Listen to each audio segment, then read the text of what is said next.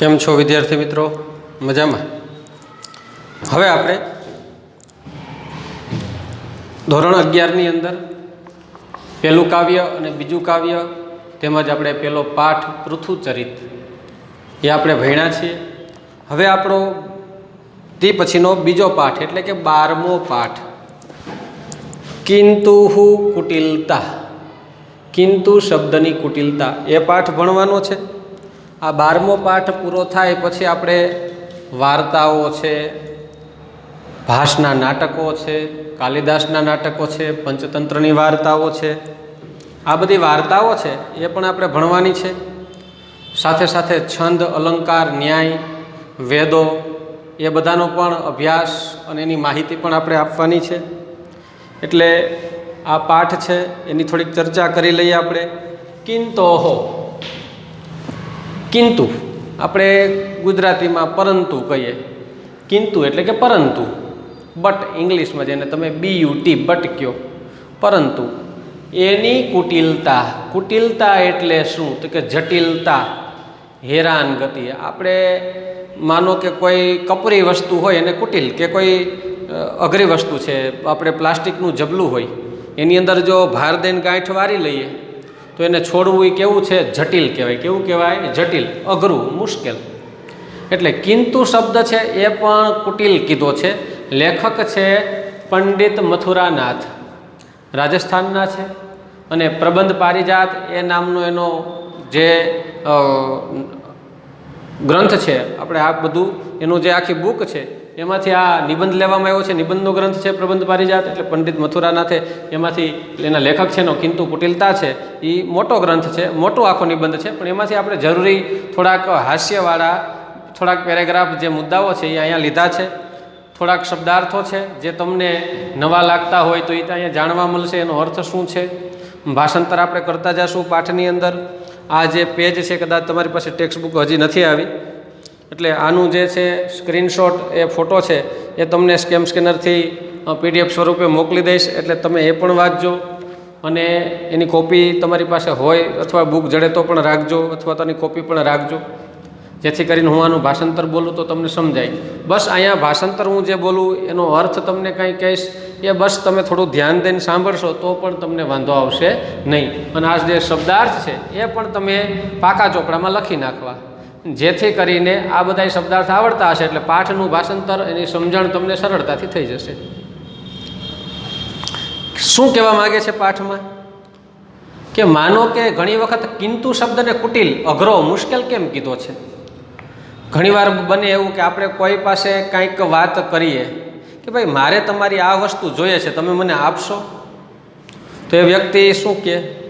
હા હા હું તમને આપું, પણ કિંતુ, પરંતુ, પણ હમણાં 2 દી પહેલાં જ એમાં વાંધો આવી ગયો, નકર તમને ના ન પાડે. આપણે કંઈક ભાઈ માનો કે ક્યાંય જવાનું થતું હોય ને કોઈ બાઇક લઈને જતો હોય ને આપણે એને કહીએ કે ભાઈ તું બાઇક લઈને જઈશ, મને બેસાડીશ? તો કે હા હું તને બેસાડું, એમાં ના નહીં.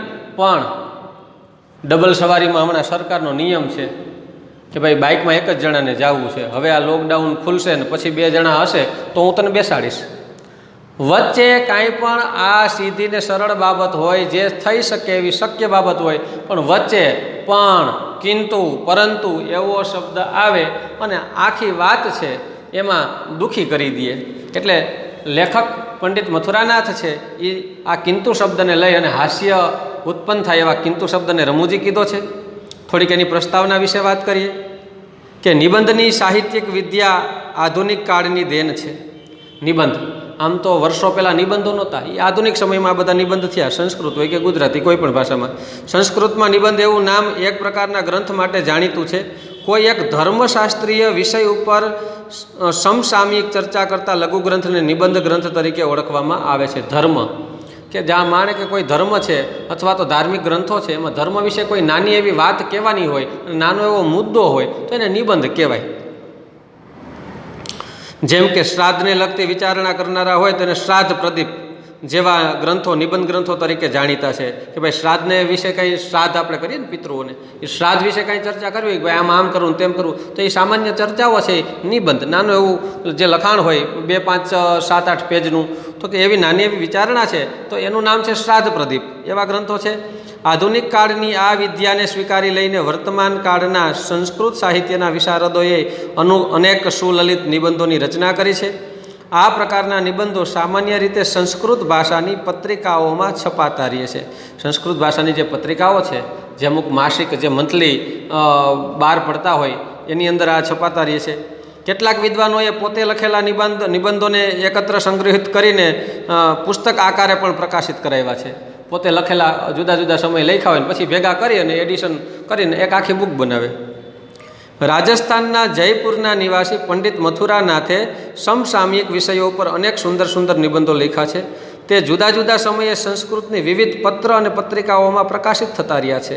તેમાંથી કેટલાક નિબંધોને એકત્ર સંગ્રહ કરી અને પ્રબંધ પારિજાત એ નામે એક નિબંધ ગ્રંથ પ્રકાશિત થયો છે. આખો ગ્રંથ એટલે બુક આખી તૈયાર થઈ છે. તેમાં કિંતોહ કુટિલતા શીર્ષકથી એક નિબંધ છે. એનું ટાઇટલ છે કિંતોહ કુટિલતા. આ નિબંધના એક નાનકડા અંશને અહીં સંપાદિત કરીને અને પાઠ્યપુસ્તકના નિયત ભાષા સ્તરને અનુરૂપ પરિવર્તન કરીને પ્રસ્તુત પાઠ તૈયાર કરવામાં આવ્યો છે. એ નિબંધ તો મોટો છે, પણ એમાંથી 2-4 મુદ્દા જરૂરી હોય અને એમાંય લેખક કેવા શું માગે છે, એ સંસ્કૃત ભાષાના અઘરા શબ્દો હતા એના બદલે થોડાક સરળ શબ્દો છે એ કેવા માગે છે, એ વાતને અહીંયા રજૂ કરવામાં આવી છે. ભાષામાં વપરાતો એક નાનકડો કિંતુ શબ્દ કેવી વિચિત્ર પરિસ્થિતિ સર્જે છે. એક કિંતુ શબ્દ છે, આપણે એમ થાય કે આ થઈ જશે, પણ વચ્ચે કિંતુ આવે, કેવી પરિસ્થિતિ સર્જે. તેનું સુંદર આલેખન અહીં થયું છે. ક્યારેક અનુકૂળ પરિસ્થિતિ માણસના મનને પુલકિત કરી મૂકતી હોય, આવા સમયે અચાનક કિંતુ શબ્દનો પ્રવેશ થાય છે અને મન વિષાદમાં સરી પડે છે. આપણે કોઈને વાત કરીએ આમ થશે, હા થાય, પણ આમ આ તકલીફ થાય. એટલે આ જ કિંતુ શબ્દની કુટિલતા છે. આ પ્રકારની 3 ઘટનાઓ પાઠમાં વર્ણિત છે. કઈ 3 ઘટનાઓ છે? તો પહેલી વાત એવું કરું કે લેખકનો એક કોર્ટમાં કેસ હાલતો હોય છે. કોર્ટમાં કેસ એવો હોય છે કે એના બાપદાદાની અમુક સરકારે દીધેલી જમીન હોય. હવે વર્ષો સુધી જમીનના દસ્તાવેજોમાં તમને ખબર હોય કે કાંઈક ને કાંઈક નાના મોટું વાંધા વચકા નીકળતા હોય. તો એમાં લેખકનો કેસ કોર્ટમાં હાલતો હતો.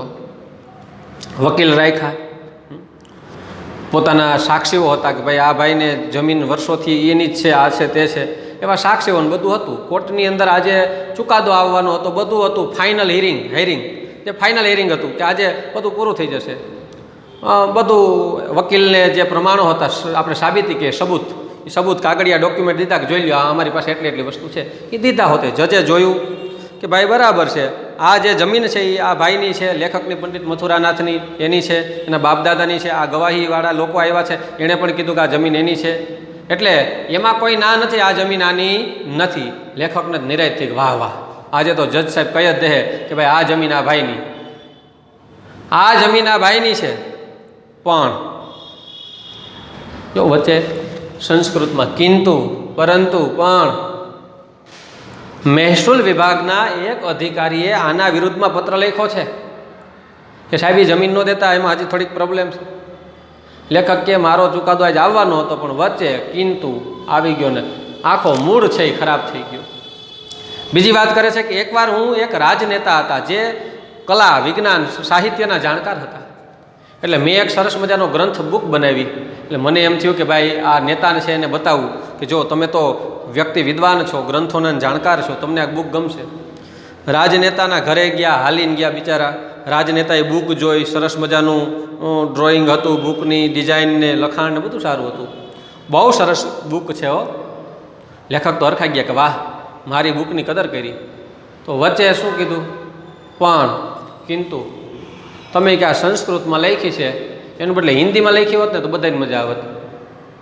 લેખકો ગરમ થઈ ગયા, અરે ભાઈ મેં સંસ્કૃતનો વ્યક્તિ છું તો સંસ્કૃતમાં લખી, સંસ્કૃતના જે વાચકો છે એને મજા આવે એના માટે.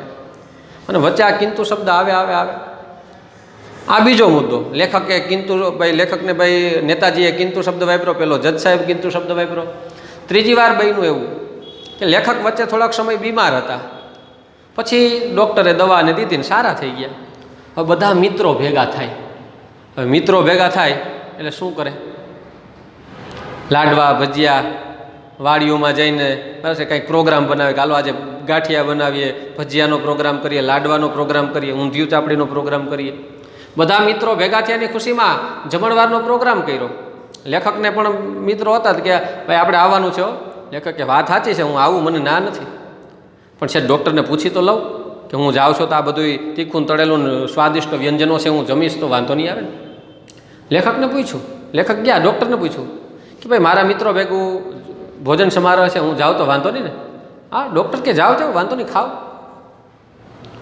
પણ તીખા તળેલા ગળ્યા મીઠા સ્વાદિષ્ટ ભોજન નહીં કરવાના. અહીંયા પ્રોગ્રામમાં તો શું હોય? તાવડો માંડ્યો હોય, તળેલું હોય, મીઠાઈ હોય, ગુલાબજાંબુ હોય, બરફી હોય, લાડુ હોય, કંઈક ને કંઈક હોય. તો ન્યાયની શું સુગંધ લેવા જ આવી? લેખક કે ડૉક્ટરે આવી પાડી કે હા જાઓ, પણ આવું કાંઈ ન ખાતા. તો ઘેરેથી હું શાક રોટલીને દૂધ ને છાશ ને એવું લઈને જાઉં, બીજા બધા લાડવાને ભજીયાને, અને આપણે શાક ને રોટલીને એવું ખાવાનું. એટલે લેખકને આ 3 અનુભવો થયા છે. થોડોક અર્ધોક પાઠ છે એ આપણે જોઈએ. શું કે છે? જીવનસ્ય વિવિધ ક્ષેત્રે અહમ કિંતોઃ કુટિલતામ અન્વભવમ. જીવનસ્ય વિવિધ ક્ષેત્રે, જે કાંઈ પણ સંસ્કૃત બોલું છે એનું ગુજરાતી બોલવું બહુ સરળ છે. જીવનસ્ય વિવિધ ક્ષેત્રે એટલે કે જીવનના વિવિધ ક્ષેત્રોમાં અહમ એટલે કે હુંનો અર્થ અહીંયા ભૂતકાળ છે. હું આવું કર્યો એવું ન બોલે, મેં આવું કર્યું. હુંનો અર્થ શું લેવાનું? મેં. કિંતોઃ કુટિલતામ, કિંતુ શબ્દની જે કુટિલતા છે, મુશ્કેલી છે, અન્વભવમ અનુભવી. મેં બહુ આ કિંતુ શબ્દની કુટિલતા અનુભવી. મમ જીવને, મારા જીવનમાં, ઘટિતા શું, ઘટના શું, ઘટેલી ઘટનાઓમાં, દ્વિત્રાહા એટલે 2 કે 3 ઘટના છે. અત્ર વર્ણયામી, હું વર્ણવું છું. 2-3 ઘટનાઓ છે એ હું તમને વર્ણવું છું. શું ઘટના હતી? પહેલી, એકવાર રાજ્યતઃ લબ્ધાયા મમ ભૂમેહિ અભિયોગો એટલે કે અભિયોગ બહો કાલાત ન્યાયાલયે ચલતી સ્મ. એકદા રાજ્ય તરફથી લબ્ધા એટલે મળેલી. રાજ્ય સરકારે જે તે સમયે, કદાચ તમને ખબર હોય કે ન હોય, પહેલાંના સમયમાં રાજાશાહી હતી. બધી જમીન છે એના માલિક કોણ? તો કે રાજા. પછી પ્રજા છે એ રાજાની ખેતી કરે, એમાં રાજા અને પ્રજાનો ભાગ કોઈ 60-40 હોય, 50-50 હોય, ક્યાંક 80-20 હોય. સારો રાજા હોય તો એમ કે ભાઈ 20% જ અમને દેજો, 80% તમે રાખો. બહુ ક્રૂર રાજા હોય તો એમ કે 20% જ તમે રાખો ને 80% અમને દઈ દઈએ. પછી આપણો દેશ આઝાદ થયો. ધીરે ધીરે થતાં બધા રજવાડાઓ છે એ સરદાર વલ્લભભાઈ પટેલે બધાને એકીકરણ કરી નાખ્યું. એક અખંડ ભારતની રચના થઈ.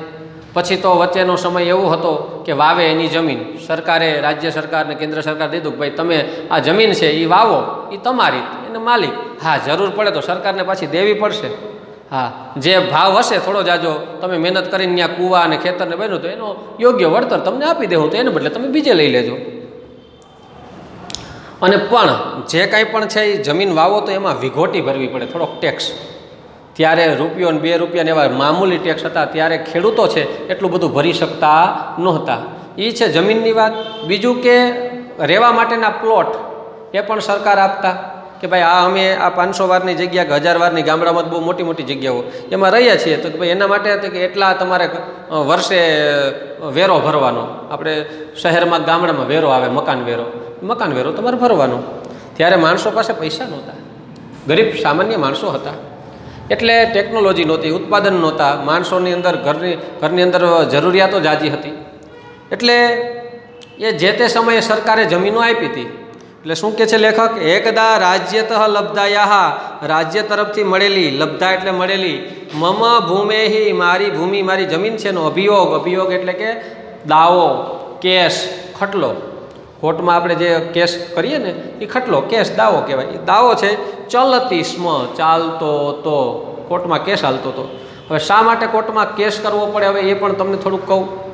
માનો કે કોઈ ડોક્યુમેન્ટ જે તે સમયે સરકારે આ ભાઈને પત્ર આપ્યો કે આ જમીન ઉપર એટલા મીટર, એટલી જગ્યા, પૂર્વથી આ બાજુવાળા ભાઈનીથી એટલા મીટરમાં આ ભાઈનું પ્લોટ છે. હવે એમાં કોઈ કાગળિયા ખોવાઈ ગયા હોય. પહેલાંના સમયમાં ડિજિટલ નહોતું. અત્યારે તો તમે કંઈ કાગળિયા હોય તો ડિજિટલ સ્વરૂપે બરાબર છે, ત્યાં PDF સ્વરૂપે બધું હોય છે એની પાસે ડેટા. પહેલાં કાંઈ ડેટા નહોતો. મંત્રી, ગામના તલાટી, સરપંચ પાસે કે કાંઈ બહુ કાગળિયા, બહુ લખાણનું કાંઈ મહત્ત્વ નહોતું, મોઢે હાલતું જાજુ. એમાં લેખક પાસે કદાચ કાગળિયા ન પણ હોય. અથવા તો જે તે સમયે કાંઈક વેરો ભર્યો હોય એની પહોંચ પણ ન હોય અને એ પહોંચ છે ખોવાઈ ગઈ હોય ને ઉપર કલેક્ટર કે મહેસૂલ અધિકારી સુધી ન પહોંચ્યું હોય એટલે ત્યાં રોકે કે ભાઈ આ જમીન હવે તમારી નહીં, કાં તો કેટલા વર્ષથી તમે ટેક્સ આનો વેરો નથી ભર્યો. એટલે આવું બધું. તો એના માટે શું કરવાનું? તો કે ભાઈ સરકાર છે એ પોતાના હસ્તક જમીન લેવાનું કરે તો કોર્ટમાં કેસ કરે કે ભાઈ અમારી છે ને અમારે જોઈએ છે, અમે ભર્યા હતા એટલા વેરા પણ સરકાર સુધી નહીં પહોંચ્યા, અમારી પાસે છે, તો આપણે સાચા છે ખોટા છે પુરવાર કરવા માટે કોર્ટ પાસે જવું પડે. એટલે કોર્ટમાં કેસ હાલતો હતો. મમ પક્ષાત, મારા પક્ષ તરફથી, સર્વાણી અપી આવશ્યકાની પ્રમાણાની, બધા જ સર્વાણી બધા જ આવશ્યકાની જરૂરી પ્રમાણાની એટલે કે સાબિતીઓ, સબૂત જે કહીએ ડોક્યુમેન્ટ્સ જે જરૂરી હોય પ્રૂફ, એ સાબિતીઓ છે એ દત્તાની આપી દેવાના હતા. જે તે સમયે દઈ દીધા. વકીલને કીધું કે હાલ્યો આ તમે કોર્ટમાં રજૂ કરી દેજો. સાક્ષી જના નામ સાક્ષ્યમ આપી, સાક્ષી લોકો ગવાહ જે ગવાહ હોય છે એની સાક્ષ્યમ આપી, સાક્ષી પણ મત પક્ષે સમભવત, મારા પક્ષે જ થઈ. ગામના મુખિયાજી હોય, સરપંચ હોય, ઉપસરપંચ હોય, પ્રમુખ હોય, એ બધા સાક્ષીમાં લાવે કે ભાઈ તમે આવજો મારા ભેગા ત્યાં કોર્ટમાં. જજ સાહેબને કહેજો કે ભાઈ આ વર્ષોથી એ લોકો રહે છે, એનો હક છે. કે સાક્ષીજના નામ સાક્ષ્યમ આપી, સાક્ષી લોકોની સાક્ષીતા મત પક્ષે અભવત સમભવત, મારા પક્ષે થઈ. યત કે શું સાક્ષી થઈ? કે સા ભૂમિ, તે જમીન છે એ અસ્મદીયાનામ વંશજાનામ અધિકારે વર્તતે, તે જમીન છે એ અમારા વંશજોના અધિકારમાં છે. આ જમીન બીજા કોઈ નથી, અમારા જ વંશજોની છે, પૂર્વજો વંશજો જે પેઢી છે એમાં છે. વાકિલેન અપી મહ્યમ અભયમ દત્તમ, વાકિલેન વકીલે પણ મને અભય આપ્યું હતું, બસ કે ચિંતા કરતા નહીં, તમે અભય રહ્યો, નિર્ભય રહ્યો. યત કારણ કે પ્રમાણાન બલેન, પ્રમાણો સબૂતીઓ છે એના બળ ઉપર, એના જોરે ભૂમિ ઈયમ, આ જમીન છે અવશ્યમ જરૂરથી ભવત એટલે તમારી અધિકાર ભુગતા ભવિષ્યથી, અધિકાર ભુગતા એટલે અધિકારથી ભોગવાયેલી થશે. અધિકારથી ભોગવાયેલે તમે હકથી કહી શકો કે આ જમીન મારી છે, આ મારી પાસે પ્રૂફ રહ્યા, કોર્ટે મને આ મંજૂરી દઈ દીધી, આ લ્યો, અને તમે વટથી ભોગવતા હશો. અસ્ય અભિયોગ, આ અભિયોગ છે. અભિયોગ એટલે કે લખ્યું છે અભિયોગ, હા રહ્યો અભિયોગ, દાવો, કેસ. અસ્ય અભિયોગ, અસ્ય આ કેસ છે એનું ભાગ્ય નિર્માણ એટલે કે ચુકાદો. કોર્ટમાં કેસ હાલતો હોય, ચુકાદો આવવાનો હોય છેલ્લા દિવસે, જજ સાહેબ બધાને સાંભળે. અને કોર્ટમાં કેસ એટલે તમને એમ થાય કોર્ટમાં કેસ હોય એટલે ફાંસીએ ચડાવી દે, અને એવું નથી. બે પ્રકારના કેસ હોય છે. એક છે ક્રાઇમ માટે, કોઈ ચોરી, મર્ડર એવી બધી વસ્તુઓ છે એના માટે કોર્ટ જુદી હોય, એમાં ગુનેગાર હોય. અને બીજું જે છે એ આપણે દીવાની કેસ કહેવાય. એક ફોજદારી અને બીજું દીવાની. જે ફોજદારી છે એ મારામારી, ગુંડાગર્દી, જે કાંઈ પણ મર્ડર કે એવા બધી બાબતો એમાં ફોજદારી કેસ થાય. અને દીવાની એટલે કે જમીન મિલકતના લગતા કેસ, કે ભાઈ બે જણાને મિલકતમાં કાંઈ વાંધો પડ્યો તો એ કોર્ટમાં જાય. એમાં જજ સાહેબ ફાંસી ન ચડાવી દે, પણ બેને માથા કોઈટ હોય તો સમજાવે ભાઈ તારો ભાગ એટલો છે ને આ ભાઈનો આ ભાગ એટલો છે. તો બે વ્યક્તિ વચ્ચે થાય અથવા તો સરકાર અને પ્રજા વચ્ચે થાય. મેં કીધું એમ કાગળિયા પૂરતા ન હોય તો. એટલે અસ્ય અભિયોગસ્ય ભાગ્ય નિર્માણ અધ્યાસિત, આજે જે આ અભિયોગ છે, કેસ છે, ખટલો છે, એનો ચુકાદો છે આજે હતો. ન્યાયાધીશમ નિર્ણયમાં અકથિયત, ન્યાયાધીશે નિર્ણય કહ્યો, બધું જજ સાહેબે વિચાર્યું, જોયું, જાણ્યું, નિર્ણય કીધો. વયમ પશ્યામહ, અમે જોઈએ છીએ. વયમ એટલે અમે એટલે જજ કેટલા હતા? જજ પોતાની જાતને માનવાચક બહુવચનમાં અમે ઘણા કહે ને કે ભાઈ અમે આમની નામ છીએ, અમે લોકો આમ, બરાબર છે. અમે એટલે કે ત્યાં માનવાચક શબ્દ છે. વયમ પશ્યામહ, અમે જોઈએ છીએ. યત કે અભિયોક્તુહુ, અભિયોક્તા એટલે કે વાદી, કેસ કરનાર.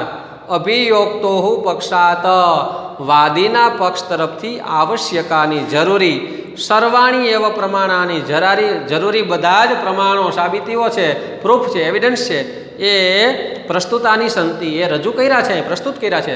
વાદી તરફથી જે કેસ કરનાર છે ને બધા સબૂત આપ્યા છે કે આ જમીનના કાગળિયા એટલા.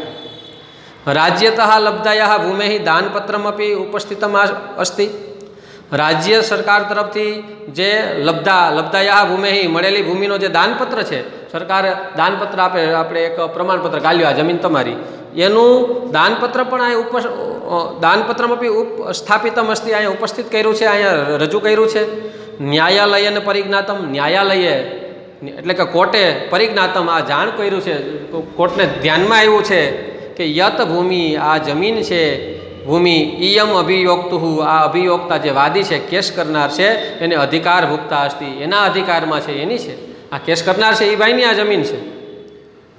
લેખકે તો જજ સાહેબ બોલ્યા એટલે હા હા, જજ સાહેબે કહી દીધું કે આ જમીન આની. હવે માથાકૂટની ઇઝીલી સરળતાથી આપણે જમીન ઉપર હક હશે. અહમ નિશ્ચિંત અભવમ, લેખક કહે છે કે હું તો નિશ્ચિંત થઈ ગયો, નિરાતે, કે હા મજા આવી ગઈ. જજ સાહેબે કહી દીધું. પરંતુ ન્યાયાધીશ અગ્રે અવદત, પરંતુ ન્યાયાધીશ આગળ બોલ્યા પરંતુ રાજસ્વ વિભાગસ્ય, રાજસ્વ વિભાગ, મહેસૂલ વિભાગ, જે ટેક્સ પૈસા ઉઘરાવતો હોય મહેસૂલ વિભાગસ્ય અધિકારીએ એતત વિરોધે, આના વિરોધમાં એકમ પત્રમ પ્રેષિતવાનમ, એક પત્ર મોકલો છે કે જજ સાહેબ આ જમીનમાં હજી થોડોક પ્રોબ્લેમ છે, હજી હાવ તમે દઈ ન દેતા, ભલે કાગળિયાનું સબૂત હશે પણ એ ભાઈએ જૂનો ટેક્સ નથી ભર્યો, અથવા તો એની પાસે એટલા હજી બેક પ્રૂફ ઘટે છે. એ ભાઈને કહો કે અહીંયા આવીને ક્લિયર કરી જાય, ટેક્સ ભરી જાય, અથવા તો એટલી વસ્તુ ઘટે એ પૂરી કરી જાય, તા સુધી ન દેતા. એટલે મહેસૂલ વિભાગે એક પત્ર મોકલો હતો. શું કે છે? ન્યાયાધીશે આગળ બોલ્યા કે કિંતુ રાજસ્વ વિભાગસ્ય અધિકારી, પરંતુ રાજ્ય સરકારના મહેસૂલ વિભાગનો, જે રાજ્ય સરકાર છે એની નીચે મહેસૂલ વિભાગ આવે, રાજસ્વ વિભાગસ્ય મહેસૂલ વિભાગના અધિકારીએ એતત વિરોધે, આના વિરોધમાં એકમ પત્રમ પ્રેષિતવાનમ અસ્તિ, એક પત્ર મોકલો છે. શું છે પત્ર? કે એની અંદર કંઈક હશે વિરોધ. તદ ઉપરી, તેના ઉપર પણ લક્ષ્યદાનમ, લક્ષ્યદાન એટલે ધ્યાન દેવું, દાનમ એટલે દેવું એટલે આમ આપવું નહીં, પણ લક્ષ્યદાનમ ધ્યાન આપવું આવશ્યકમ જરૂરી છે એવું મન્યામહે, મન્યામહે એટલે જજ સાહેબ કે એવું અમે માનીએ છીએ, એવું અમને લાગે છે. ખાલી આજના જ ઓર્ડર ન કે એ ભાઈને સાંભળવા જ પડે મહેસૂલ વિભાગના અધિકારીને. અતઃ આથી સંપ્રતિ ન્યાય સ્થગિત, આથી હાલમાં આ ન્યાય છે સ્થગિત રાખીએ છીએ. ટૂંકમાં કોઈ હાર જીત કે સાચું ખોટું નથી કહેતા, હાલ પૂરતો સ્ટોપ, પછી નેક્સ્ટ પાછું કંઈક જોઉં. વકીલને કહે કે ભાઈ આ ભાઈને જો મહેસૂલ અધિકારીએ કંઈક વાંધો લીધો છે, એનું તમે સોલ્યુશન કરીને આવો. એ ઓકે કે મહેસૂલ વિભાગ અધિકારી તો તમને દઈ દેશું. લેખક કહે છે કે મદિયા ચિંતા ગતા આપી પુનઃ આગતા, મારી ચિંતા વહી ગઈ હતી, હું તો હાવ નિરાશ થઈ ગયો હતો. હાશ મજા આવી ગઈ. જજ સાહેબ કહી દીધું કે આ જમીન આ ભાઈની, અમને લાગ્યું છે આ જમીન આની, પણ ચિંતા ગતા આપી પુનરાગતા, ચિંતા ગઈ હોવા છતાં પાછી આવી. ન્યાયાધીશસ્ય, ન્યાયાધીશ સાહેબનો સહ તે કિંતુ કુંતઃ, કુંતઃ એટલે કાંટો, ભાલો, શૂળ, કિંતુ રૂપી કાંટો રેડી હાલતું હતું, વચ્ચેથી કિંતુ શબ્દનો કાંટો કાઢ્યો. બોલો, કિંતુ રૂપી કાંટો, ભાલો, શૂળ છે એ મમઃ અંતઃકરણમ, મારા અંતઃકરણ છે ને એને અદ્યપી આજે પણ સમંતા ચારે બાજુથી કૃંતતી કોતરી રહ્યો છે. જજ સાહેબ જો તેથી કંઈક કિંતુ ન બોલ્યા હોત એમ કીધું કે આ જમીન આની તો વાંધો નહોતો. અપરમ બીજું, અનેન કિંતુ શબ્દેન, આ કિંતુ શબ્દ વડે આનંદસ્ય અનુભવ પ્રસંગે, આનંદના અનુભવ પ્રસંગ, આનંદ થાય ને એવો અનુભવનો પ્રસંગ હોય ત્યારે અહમ મેં નિતાંતમ હંમેશા, અનુતાપમ દુઃખ, ખેદ, સંતાપ છે એ અનુભવમ મેં અનુભવ્યું. મને હંમેશા આનંદ થવાની વાત હોય ને ત્યાં કિંતુ વચ્ચે આવે ને દુઃખ થાય. બોલો આવી વાત છે. એટલે પહેલી ઘટના આ છે. બીજી એક લેખકવારે ભાઈ નેતા છે એને ચોપડી આપે છે, અને ત્રીજી છે વેદ પાસે જઈને ભોજનમાં ના પાડે ભાઈ તું તીખું તળેલું ન ખાતા. આ બે મુદ્દાઓ છે, હવે પછીના લેક્ચરમાં આપણે જોઈશું.